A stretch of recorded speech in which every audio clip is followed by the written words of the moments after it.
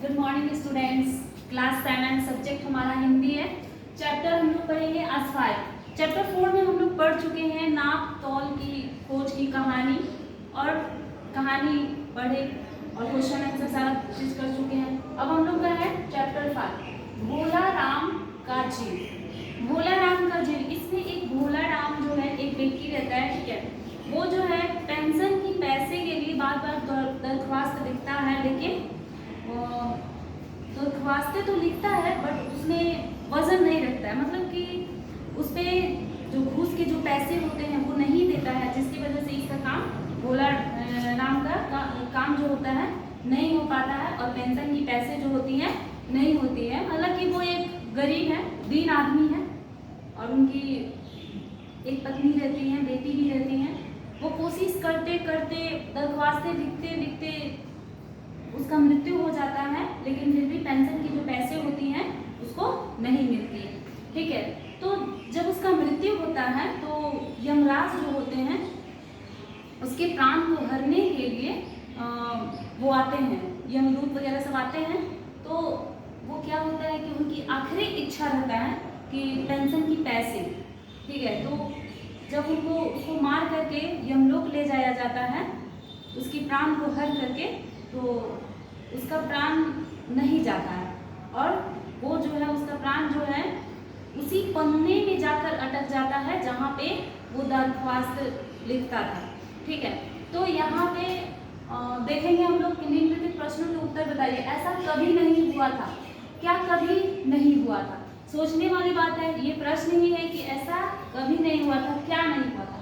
तो ऐसा कभी नहीं हुआ था, इसका प्रश्न का उत्तर है भोला राम का जीव अभी तक यमलोक नहीं पहुंचा। ऐसा कभी नहीं हुआ था। 5 दिन पहले उसका डेथ हुआ, और शरीर को आत्मा जो है छोड़ करके निकल रही थी, और यमदूत जो थे उसके प्राण को हर करके यमलोक ले जा रहे थे, लेकिन बीच में ही उसका प्राण गायब हो गया। यमदूत जो है बहुत ही गुस्साता है, यमराज, और चित्रगुप्त वहाँ पे आता है, पूरे सृष्टि को पूरा ढूंढता है, पूरा छान मारता है, लेकिन उसका प्राण नहीं मिलता है। तो ये हम लोग जब जाता है चित्रगुप्त, तो उसको यमराज जो है बहुत गुस्साता है, बोलता है कि ऐसा कभी नहीं हुआ था, तुम ऐसा क्या किया। उसी में नारद मुनि आते हैं और सारा कहानी यमराज जो होता है नारद मुनि को बताते हैं। उसके बाद है यमराज के अनुसार नरक में कौन कौन थे। यमराज के अनुसार नरक में पिछले साल बड़े बड़े गुणी कारीगर आ गए थे, बड़े बड़े इंजीनियर भी आ गए थे, जिन्होंने ठेकेदारों से मिलकर भारत की 5 वर्षीय योजना का पैसा खाया था। बोला जा रहा है कि यमराज के अनुसार यदि में नरक में कौन कौन आ गए। तो देखिए क्या बोल रहा है, इसका आंसर है नरक में पिछले साल बड़े बड़े गुणी कारीगर, जो कि इमारतें बनाते हैं, पैसे तो लेते हैं लेकिन सही से इमारतें नहीं बनाते हैं। बड़े बड़े इंजीनियर जो कि पैसे लेते हैं, और ठेकेदार भी आ जाते हैं उसमें, जो 5 वर्षीय योजना का पैसा खाए थे।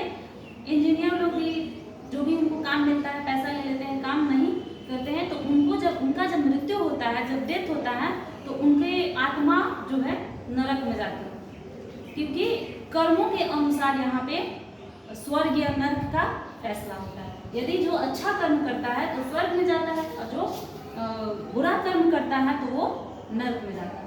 उसके बाद है भोला राम ने दरख्वास्तें तो भेजी थी, पर उन पर वजन नहीं रखा था। वही वजन का मतलब हो गया कि घूस, ऊपरी धन। जैसे भोला राम ने दरख्वास्तें तो भेजी थी, पर उन पर वजन नहीं रखा था। यहाँ वजन का अर्थ है ऊपरी धन। उसके बाद है हमारा भाषा कौशल का तीसरा नंबर क्वेश्चन, ठीक है। भाषा कौशल का तीसरा नंबर क्वेश्चन में है मिलान कीजिए। कुरूप का क्या हो जाएगा हमारा चेहरा, ठीक है बच्चों। पंचवर्षीय योजना। उसके बाद राजनैतिक का क्या हो जाएगा, राजनैतिक दल। विकट का क्या हो जाएगा, समस्या, विकट समस्या। सिद्ध पुरुष।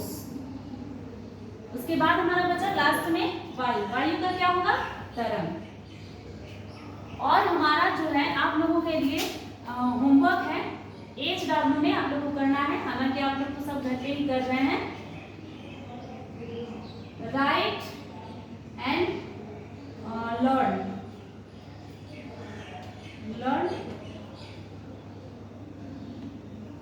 वर्ड